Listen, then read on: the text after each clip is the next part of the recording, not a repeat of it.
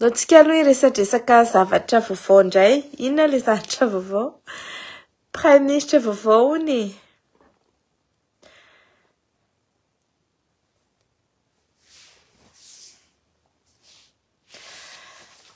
Araky ny hitantsika teo de notendrena androany hariva zany ny prime ministre vaovao ny gouvernementany Rajoelina.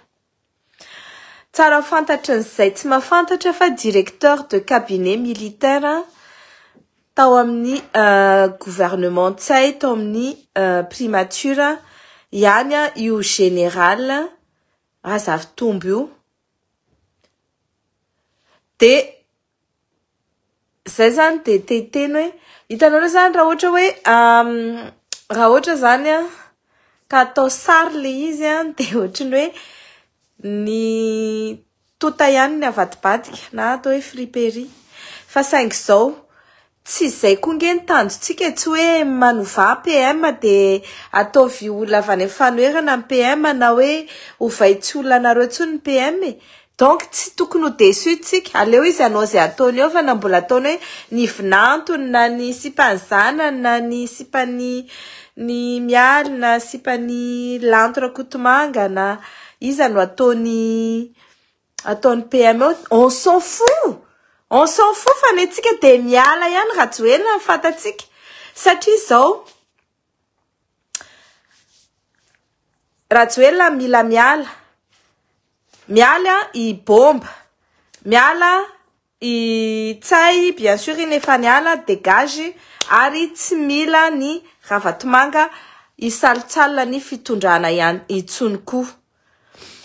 Ao moa izy ao vao avy nanao émission teo de milaza hoe misy olona nivelany any amin'ny any lavitra any mampaniraka ny olona andromba ozy izy fa tsy androba. Bon, enfin bref, on s'en fout fa zao netsika. Na iza nataony Rajoelina PM teo dia tsisy rarahitsika an'izany fa Rajoelina miala ihany ny fatatsika. Azonareo le izy? Tsy mila olona isika isolo ny PM fa mila ny Rajoelina isika miala. Ary teny kely zany de zao. Betsaka manko manontany fa hoana kay zany moa zany toy andra ohatra ka miala Rajoelina de bomba ny tokony miditra eo. Zao moa izy raha ohatra ka hoe miala aminay pony izy hoe reraka izy tsy mavita izy na lasa daly izy na marary izy na maty de vacant le poste de président de la République de zay vao miditra le iza no misolo azy eo de miditra ny constitution bomba zany misolo azy fa ny situation antsika amin'izao dia tsy ao anatin'ny cadre voalazan'ny constitution tsy voalazan'ny constitution hoe raha angatahany vahoaka hiala ny fitondrana dia inona no mitranga.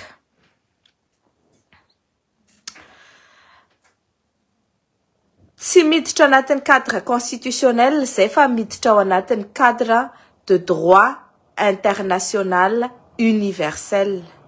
Zany hoe ni charte internationale du droit des peuples milaza hoe tout peuple a le droit de choisir librement ses dirigeants. Zany hoe ny firenena rehetra sy ny mponina amin'ny firenena rehetra anankiray dia afaka misafidy malalaka zay olona tiany hitondra azy. Ka rehefa ianao afaka misafidy ny olona hitondra anao de ianao koa afaka misafidy ny olona tsy tianao intsony hitondra anao. Da ao anatin'izay cadre ny droit international zay zany tsika zao droit fondamental ny midina an-dalambe, droit fondamental ny choisir librement son dirigeant.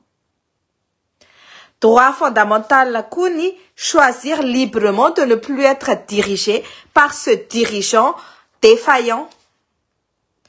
Noho izay antony zay rehefa ao anatin'izay cadre ny droit universel zay droit international universel zay tsika dia tsy ny constitution tsony ny miasa fa io de mananjo ny vahoaka anendry malalaka ny olona tiany hitondra azy. mananjo ihany koa zany ny vahoaka anala malalaka ny olona izay tsy tiany tsony hitondra azy satria tsy mahavita miay ny vahoaka, tsy mahavita ny andraikitra izay tokony nakinina taminy.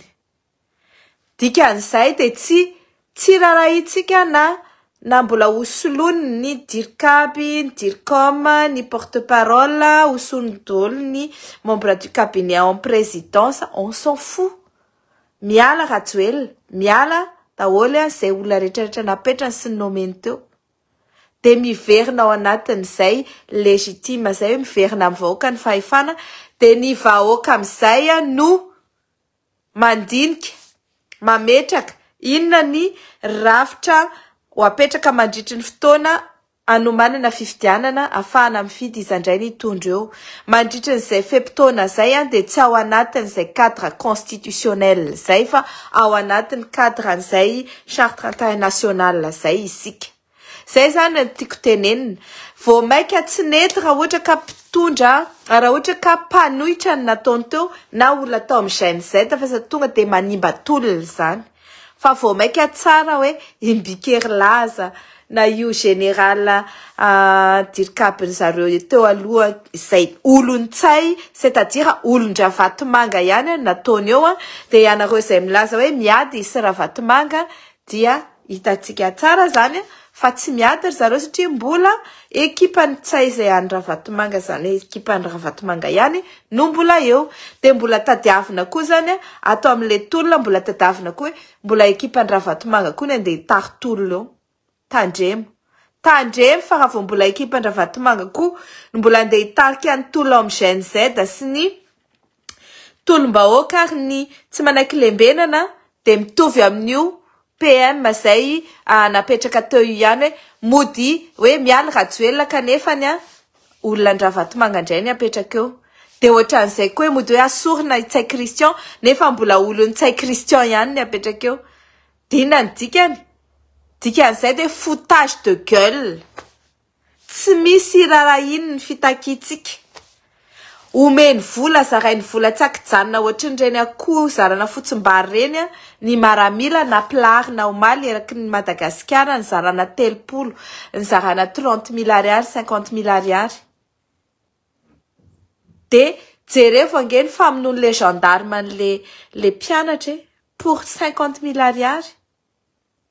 Mampitehiteny mihitsy fa maninona raha ohatra ka mba menay 50 000 ariary tsirairay koa raha nareo dia mba oka izay ilay famonoana an'ilay mpianatra, oka izay famonoana an'ilay mpigrefy, omenay 50 000 ariary tsirairay koa nareo dia sokafo malalaka eo amin'ny 13 mai fa ho eo izay. Vonona amin'izany ve tsika vahoaka malagasy rehetrarehetra anome 50 000 ariary an'ireo maramila, gendarme, polisy ireo dia aleo sokafo ny 13 mai. Raha ohatra ka izay zany ny valeur an'zareo, tsy aleo izay ny atao.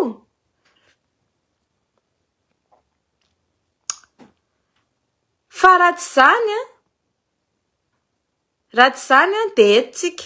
Za zao io mahita tamin'ny maraina hoe nisy maramila, nisy maramila directeur tao amin'ny présidence, tao amin'ny garde présidentielle izay efa hitatsika hoe nisy maramila ihany koa nalatsaka ry zareo tamin'ny parachute novonoina, nalatsaka amin'ny parachute dia maty ny sasany dia naratra ny sasany.